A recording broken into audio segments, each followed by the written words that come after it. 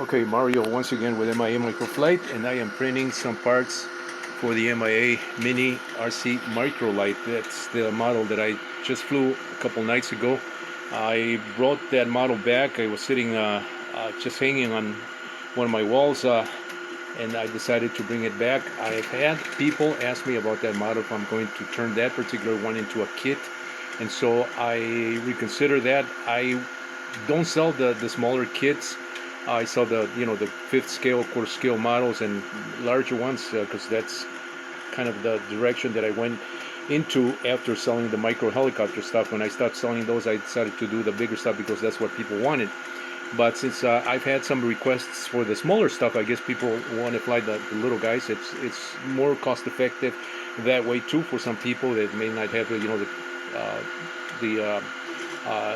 cannot afford the larger stuff. It's not really a lot if you compare my models with some balsa kits for the same in the same scale. My kits are very fairly priced, and I've kept those prices for many years. I have not changed the prices there, so you have that benefit from my stuff compared to the a balsa airplane that can not only cost you a lot more, but also one good crash and that's it. So my stuff is a lot more resilient, but that is if you like RC ultralights, microlights, the way that I show in so many videos. They fly great, when they're set up properly. Everything works great when it's set up properly. And on that note, I wanted to also talk a little bit about these parts that I'm making on this Anycubic i3 Mega. These are the machines that I've been using for many years. You can see this machine has been modified slightly. It's got this panel right here, this frame. I took out that cover that the Anycubics typically come with, and this is something that other people have done. I decided to do that just to clean that up in view that I was going to modify this machine. In fact, I have 4 of these machines that I'm going to modify them the same way I did this one here with a voltage meter and 3 LEDs to indicate the fan on condition of the machine. So that's one of the modifications I've done. Also, these chains here for these clips, these spool holders that run on ball bearings, really smooth. So slight modifications to the machines, some cosmetic work, but the proof is in the pudding. This is the kind of output that I get consistently out of the Anycubic i3 Megas. Now this machine, I've done thousands of parts already on these on the Ultra base here. So over the years, it's lost a little bit of that grip, that texture, that almost carbon fiber look texture. And so I'm using a glue stick, to hold the parts better. Once these parts are done, I rinse them, clean them, dry them, and they come out really nice. But the key is that this machine is a excellent. It has been an excellent workhorse for me. Now, different people, depending on the type of machine that they use, what they favor and what they do, may have different opinions. But for me, is in all my videos that I've shown consistently that talk about the Anycubic i3 Megas and how I employ them, it's just a very consistent machine. And my opinion and comments about this machine has also been consistent for that reason, because it is a consistent machine. No frills, no bells and whistles. When you calibrate this machine manually, and I like calibrating things manually, because I have more control over that than is compared to a BL Touch. Now you rely on the BL Touch to be working consistently, and I just don't trust the BL Touches that much, because it happened on my 2 Trees Bluer Plus machine. The BL Touch went bad, and then it came crashing down to the surface. It ruined the surface. I've never had that issue with this machine here with the Anycubic i3 Mega, because I manually level the machines just with the paper. That's I prefer to do it that way, because I know that when I do that, the machine is going to come back to that point exactly, and it's going to be consistent throughout the print. And so you can see how many parts I have laid out here. This is the parts tree for the MIA Mini RC Microlight, the one that people have been asking me about, that I plan on offering as a kit. you can check out the videos. I did some short videos, and I also did a long video. Check out the longer video, just a regular video, because it's got better resolution than the 3-minute video, the short videos. So go check out those videos. I also did one with the MIA Quicksilver style RC Ultralight. Also the 34-inch model they use is 2 Li-Pols. Both this one, the Microlight and the Ultralight, use 2-cell operation. I may also offer that mini Quicksilver style RC Ultralight if the interest is there. If you have seen those videos and you like that kit, send me put it in the comments below in the video. I'd rather have people comment in the original video than you sending me a private message. I do get private messages via email, but I'd rather you put it in the comments, so that it builds a little momentum also in the interest, and also it really inspires me that way to go ahead and produce kits for those of you that are interested in this kind of very unique models. You won't see models like, at least the way that I make them, the way that I have been offering them for the past 25 years. You won't see models like that from many other companies. I mean, that's one of the things about MIA Microlight that has carried the MIA Microlight in the products, for this long. I mean, I'm on my 25 year since establishing MIA Microlight back in 1999, doing these kits that rely on I have 3 words that describe my company and my products.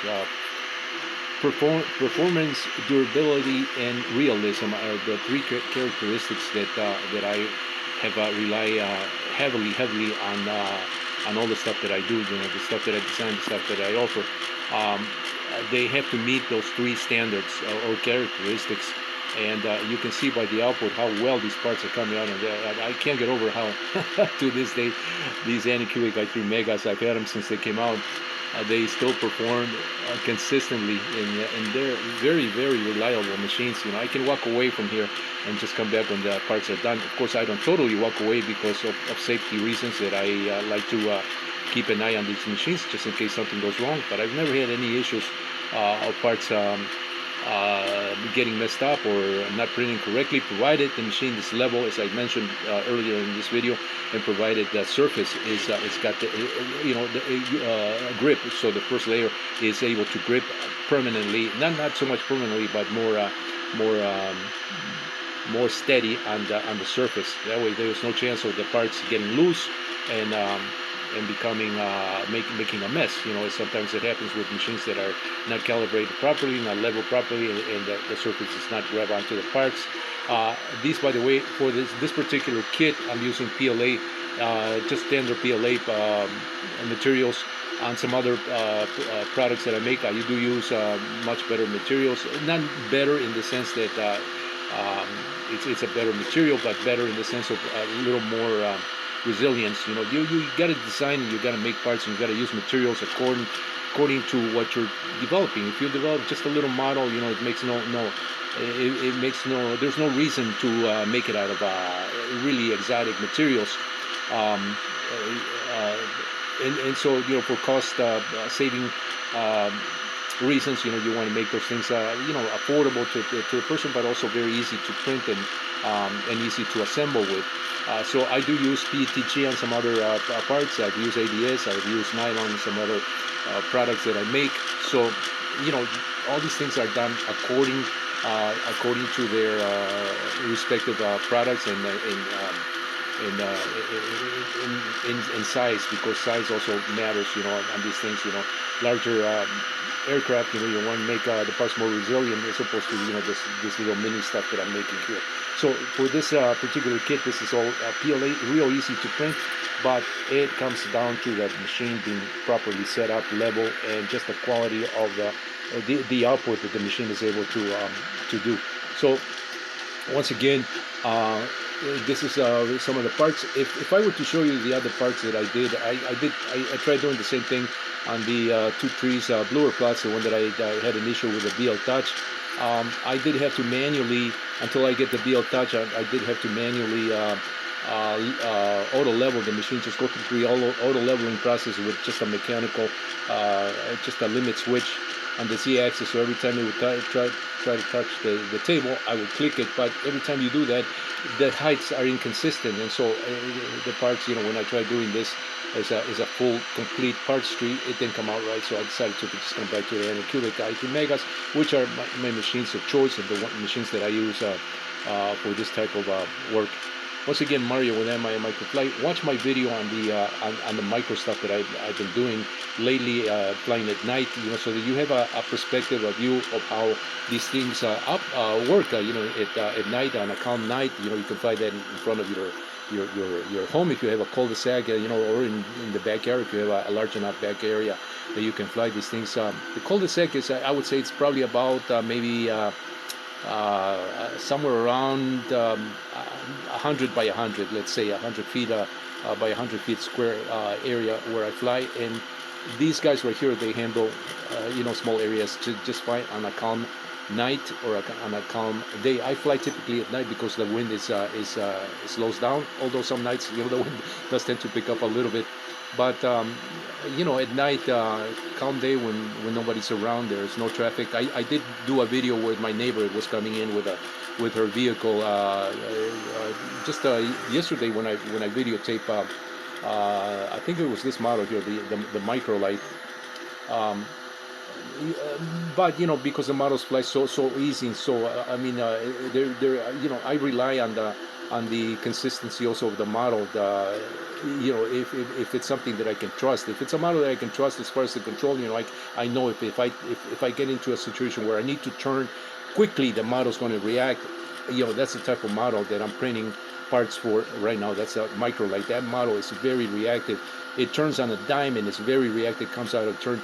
Check out my video, the long video that I did, and you can see how I'm coming really quick on a turn, really low, and I'm able to pull that right up, and it levels itself right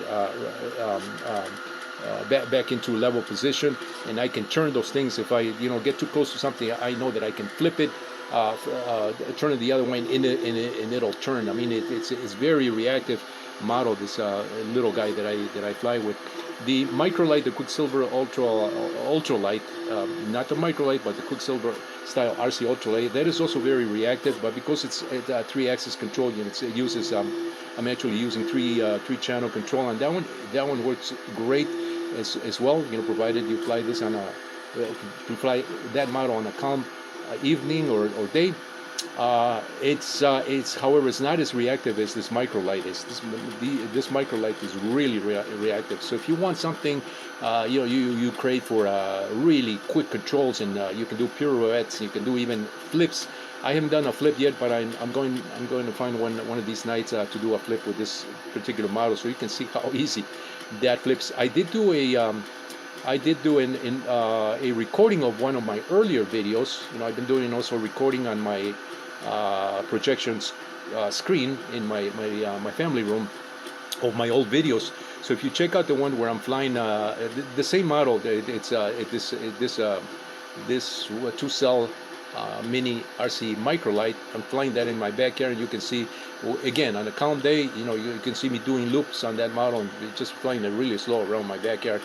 So it's a great model, the way I designed it and the way I develop all these parts. So once again, I'm doing this video kind of focusing on these parts because I want my viewers to see the kind of quality that these machines can output.